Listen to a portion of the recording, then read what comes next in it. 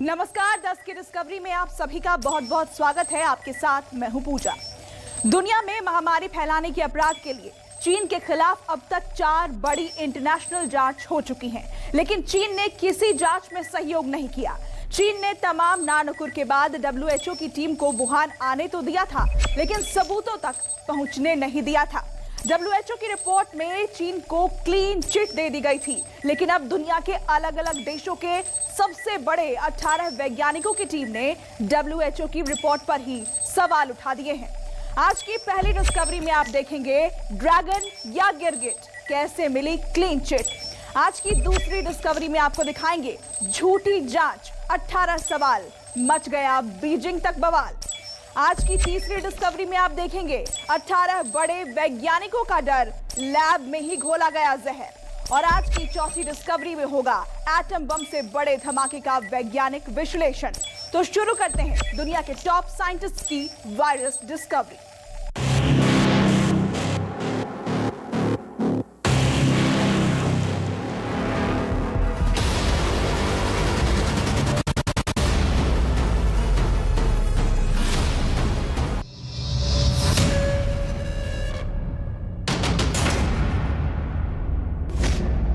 चार जांच, एक परिणाम, दुनिया लेगी इंतकाम।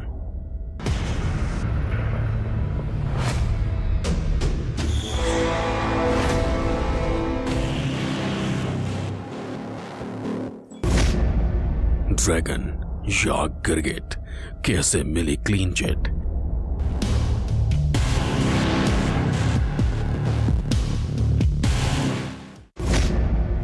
झूठी जांच, 18 सवाल, मचा बीजिंग तक बवाल।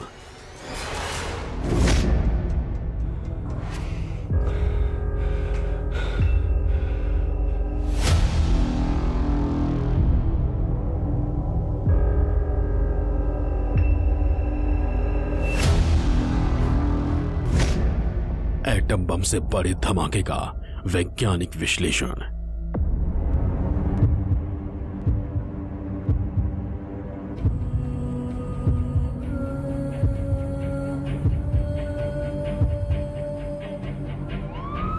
दुनिया के 18 टॉप साइंटिस्ट का डर, लैब में ही घोला गया जहर।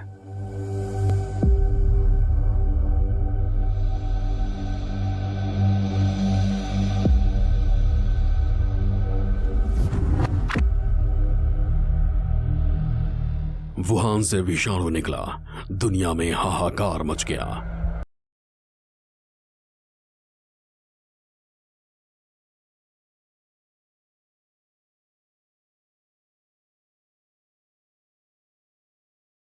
हो गया तो WHO यानी विश्व स्वास्थ्य संगठन की नींद टूटी।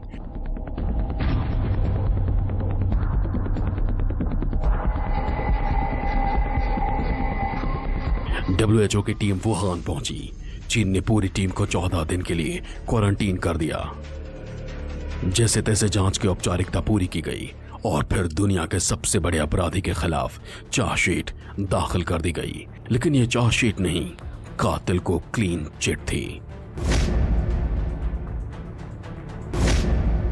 WHO की टीम ने जनवरी से फरवरी तक वुहान में जांच की थी। WHO की रिपोर्ट में खास तौर पर 2 बातें कही गईं। पहली ये कि वायरस के चमगादड़ से जानवरों के जरिए इंसानों में फैलने की आशंका है, और दूसरी ये कि WHO की जांच टीम को वुहान लैब से वायरस लीक होने के कोई सबूत नहीं मिले। WHO की रिपोर्ट से दुनिया को बहुत उम्मीदें थीं। उम्मीद ये कि दुनिया को सिस्कियों और सवालों का जवाब मिलेगा, लेकिन WHO ने पूरी दुनिया को नाउम्मीद कर दिया। इस रिपोर्ट के बाद खुद WHO पर सवाल उठ गए। दुनिया के सबसे बड़े स्वास्थ्य संगठन की साख पर सबसे बड़ा बट्टा लग गया। लेकिन अब जो रिपोर्ट आई है वो WHO के दावों को मिट्टी में मिलाने वाली है। ये बायोलॉजिकल वारफेयर, साइबर और स्पेस से रिलेटेड है वो, और इकोनॉमी पे अटैक करना, ये एक बहुत महत्वपूर्ण हथियार माने जाते हैं। इस पे जो WHO की वहाँ पर एक इन्वेस्टिगेशन टीम गई थी, उसने कई सवाल अनसुलझे ही रह गए। वो 4 हफ्ते वहाँ रहे, मगर उन्होंने इस पे बहुत ही बारीकी से जांच नहीं करी और वो ये मान के चलते रहे कि ये जो है ये कहीं मार्केट में चमगादड़ वगैरह से कहीं से ये फैला और वही जो है लोड होके यूरोप में और अमेरिका में जो कंसाइनमेंट गए उसके साथ चला गया। और इसके पूरा इस पे डिस्कस पे निकलने की ये बिल्कुल कि ये जो है कोई किसी तरह का इसमें फाउल प्ले नहीं हुआ है, उसके लिए और ज़्यादा इसमें इन्वेस्टिगेशंस की ज़रूरत है। आपको बताएंगे कि दुनिया के 18 टॉप साइंटिस्ट ने WHO की रिपोर्ट को सिरे से खारिज करते हुए क्या कहा है।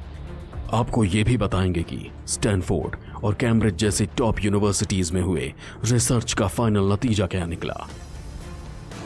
लेकिन उससे पहले देखिए कि हुआ क्या था जब WHO ने चीन को क्लीन चिट देते हुए कह दिया था कि वुहान के लैब से वायरस लीक होने के कोई सबूत नहीं मिले हैं।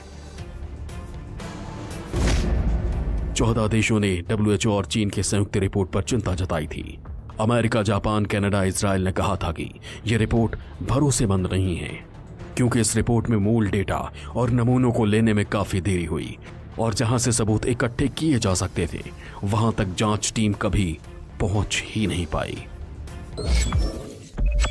वुहान की जो लैब है वहाँ से गलती से लीक हुआ है या इसने जानबूझ के इसको लीक किया है and instrument as a biological weapon के हिसाब से उसने इस्तेमाल किया है। अब जब पूरा वर्ल्ड इसकी महामारी से बिल्कुल चिंतित है और ज़्यादा प्रॉब्लम है, इकोनॉमिकली पूरा वर्ल्ड जूझ रहा है, ऐसे में चीन इससे निकल के अपनी इकोनॉमी को और बढ़ाता जा रहा है और अपने वैक्सीन के बेचने के चक्कर में है। तो ऐसे में मुझे नहीं लगता कि वर्ल्ड हेल्थ ऑर्गेनाइजेशन जिसने इसको क्लीन चिट दी है वो क्लीन चिट को माना जाना चाहिए। बहुत ज़्यादा कंट्रीज हैं, यूरोप की हैं, अमेरिका है, क्वाड की चारों कंट्री हैं, वो सब चाहती हैं कि इसकी इन्वेस्टिगेशन हो और जब ये कोविड-19 ख़त्म हो जाएगा मुझे लगता है ज़बरदस्ती और बहुत ज़ोरों से इसकी दोबारा एक इम्पार्शल इन्वेस्टिगेशन और इंक्वायरी होगी और आने वाले समय में जो चीन है उसको इसका एक प्रकार से पनिशमेंट मिलेगी या इसका जुर्माना देना पड़ेगा। WHO ने खाना पूर्ति कर दी, दुनिया को अपने हाल पर मरने के लिए छोड़ दिया। तो सवाल यह है कि अब क्या हुआ। बस इतना समझ लीजिए कि अब WHO के चीन परस्त अधिकारियों के लिए भूचाल आया है। दुनिया के बड़े वैज्ञानिकों ने कहा है कि वुहान की लैब से वायरस लीक होने की थ्योरी को गंभीरता से लिया जाए। ऐसा कोई तर्क या सबूत नहीं जिससे इसे खारिज किया जा सके। कोरोना वायरस कहां से आया, इसका पता लगा रहे दुनिया के टॉप साइंटिस्ट की टीम में अलग अलग देशों के 18 लोग शामिल हैं। इस टीम में एक सीनियर भारतीय वैज्ञानिक भी हैं। भारत के रविंद्र गुप्ता कैम्ब्रिज यूनिवर्सिटी में क्लिनिकल माइक्रोबायोलॉजिस्ट हैं और वो कोरोना वायरस के ओरिजिन की खोज कर रहे हैं। WHO की थ्योरी से अलग कोरोना वायरस के ओरिजिन की जांच करने वाले दुनिया के अलग अलग देशों के 18 टॉप वैज्ञानिकों की इस टीम ने WHO की रिपोर्ट पर कई सवाल उठाए हैं। साफ साफ आरोप लगाया है कि WHO ने अपनी रिपोर्ट बनाते वक्त कई जरूरी फैक्ट्स पर या तो ध्यान नहीं दिया या फिर किसी दबाव में उन पर जानबूझकर पर्दा डाल दिया गया।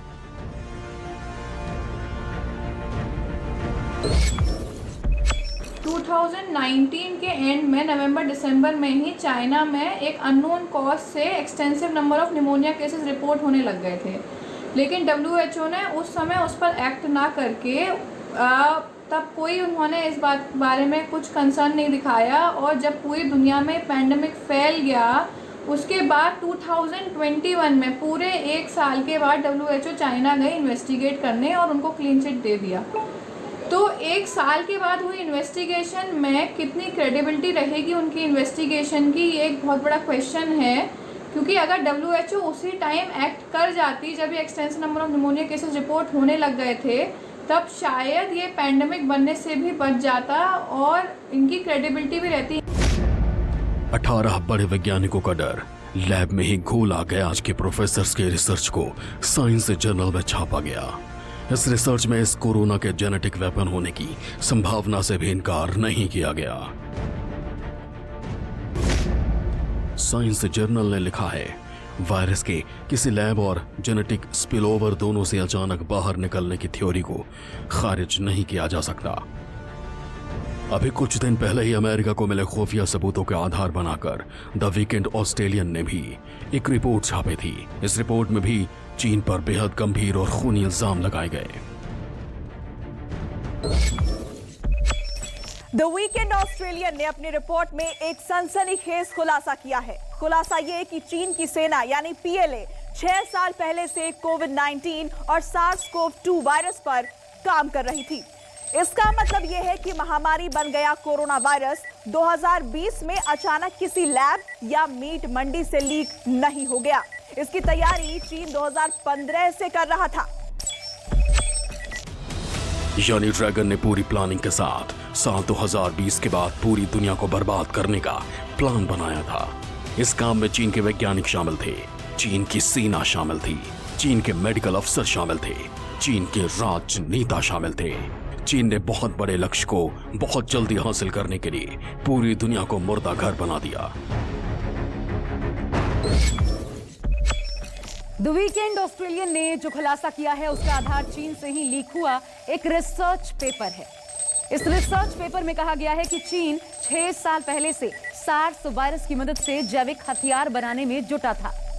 चीन ऐसे जैविक हथियार बनाना चाहता था जैसा दुनिया ने पहले कभी नहीं देखा हो।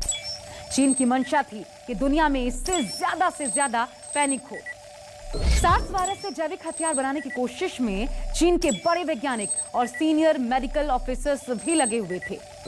चीन के ये वैज्ञानिक ऐसा वायरस बना रहे थे जिसके अलग अलग स्ट्रेन हों। ये वैज्ञानिक 2015 में ही कोरोना के अलग अलग स्ट्रेन पर रिसर्च कर रहे थे और इतना ही नहीं, इन्होंने अपनी फाइनल रिपोर्ट्स तक खुफिया तरीके से सबमिट की थी। यानी इनका रिसर्च पूरा हो चुका था। 2008 चीन की बैटवुमन कहे जाने वाली साइंटिस्ट झिंगली यूनान की गुफाओं से हॉर्सशू चमगादड़ों के बीच से कोरोना वायरस को लेके वुहान इंस्टीट्यूट ऑफ वायरोलॉजी में पहुंचती है। 2012 में पीएलए आर्मी को कहती है कि वो इसका वैक्सीन बना सकती है। और जिस प्रकार से अमेरिकी खुफिया विभाग ने दस्तावेज 2015 के पकड़े हैं, वुहान इंस्टीट्यूट ऑफ वायरोलॉजी के साइंटिस्ट और चीन की आर्मी के बीच के वार्तालाप के वो बिल्कुल साफ दर्शाते हैं कि इस वायरस के अंदर कृत्रिम चेंज किया गया, इसको बायोलॉजिकल वेपन बनाया गया, so called new era of biological weapon के नाम से, और पूरी दुनिया में छोड़ दिया गया। जिस भी चीन, चाहे हिंद महासागर हो, चाहे अटलांटिक ओशन हो, और चाहे साउथ चाइना सी हो, या फिर अपने आसपास लगते हुए जो देश हैं वो हो, उनके साथ में विस्तारवाद की नीति हो, अफ्रीका हो जहां पे कम कर्ज देकर के लोगों को अपने नीचे दबा दिया है, उनका शोषण करने पे चीन उतर गया हो, ये साफ दर्शाता है कि चीन बहुत सोची समझी साजिश के तहत पिछले 5-6 साल से चल रहा था। लेकिन इनकी काली करतूत अब धीरे धीरे सामने आनी शुरू हो गई है। अब सुनिए कि द ऑस्ट्रेलियन और द सन की ये रिपोर्ट इतनी सनसनीखेज क्यों है और इस रिपोर्ट पर इतना भरोसा क्यों किया जाए। इस रिपोर्ट का नाम है unnatural origin of SARS and new species of man made virus. Report में कहा गया है कि तीसरा विश्व युद्ध जैविक हथियारों के जरिए लड़ा जाएगा और इसकी शुरुआत चीन ने कर दी है। ऑस्ट्रेलियन स्ट्रेटेजिक पॉलिसी इंस्टीट्यूट के निदेशक पीटर जेनिंग्स का दावा है कि यह रिसर्च पेपर एक तरह से पक्के सबूत जैसे हैं। यह स्पष्ट रूप से जाहिर करता है कि चीनी वैज्ञानिक कोरोना वायरस के विभिन्न स्ट्रेनों के सैन्य इस्तेमाल के बारे में सोच रहे थे। ये भी सोच रहे थे कि इसको कैसे फैलाया जा सकता है। हालांकि वुहान से निकले वायरस ने जिस वक्त दुनिया में फैलना शुरू किया था, तभी से चीन शक के घेरे में था। दुनिया भर से चीन के खिलाफ आवाजें उठ रही थीं। दुनिया भर के सांसद चीन के खिलाफ एकजुट हो गए। चीन की चालबाजियों के विरोध में एक अंतर्राष्ट्रीय संसद तक बनाई गई थी, लेकिन सभी भूल में थे कि चीन दुनिया के बड़े देशों को बस परेशान करने के लिए सब कर रहा है। सच्चाई यह है कि चीन ने पूरी दुनिया के साथ बहुत कुटिल छल किया है। Have you seen anything at this point that gives you a high degree of confidence that the Wuhan Institute of Virology was the origin of this virus? Yes, I have. Yes, I have. And I think that the World Health Organization should be ashamed of themselves because they're like the public relations agency for China. पूरी दुनिया जानती थी कि चीन दुनिया के खिलाफ बड़ी साजिश रच रहा है, लेकिन सिर्फ WHO को चीन के खिलाफ कुछ नहीं मिला। लेकिन सवाल यह है कि अगर ये साजिश नहीं थी तो ऐसा क्या था कि जब दुनिया में 17 करोड़ लोगों को कोरोना हो गया है, चीन के केस 1 लाख भी नहीं पहुंचे।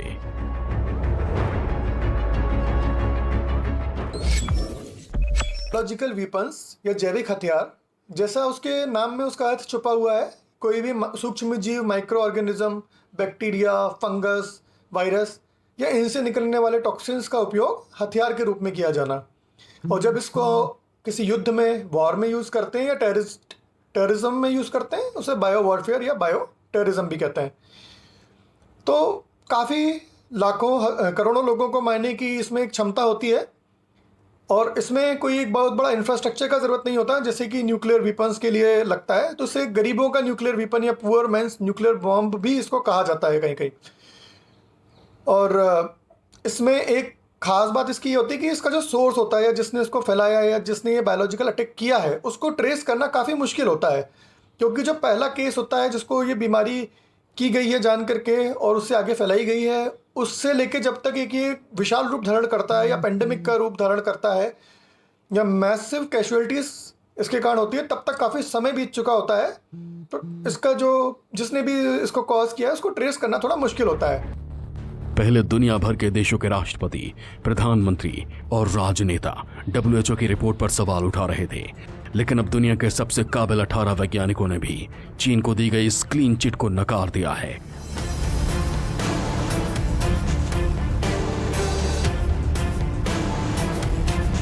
साफ कह दिया है कि वुहान लैब से सबूत इकट्ठे ही नहीं हो पाए। अगर हो जाते तो खून से सने चीन के हाथ दुनिया को दिख जाते।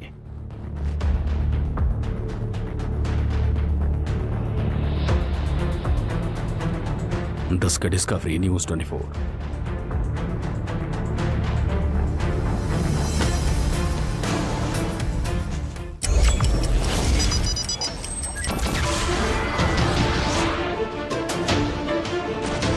नमस्कार, मैं हूं मानक गुप्ता। अगर आपको हमारा ये वीडियो पसंद आया हो तो इसे लाइक और शेयर जरूर करें, और हां, हमें सब्सक्राइब और फॉलो करना ना भूलें ताकि आप देश और दुनिया की कोई खबर मिस ना करें। तो जुड़े रहिए हमारे साथ और देखते रहिए न्यूज़ 24।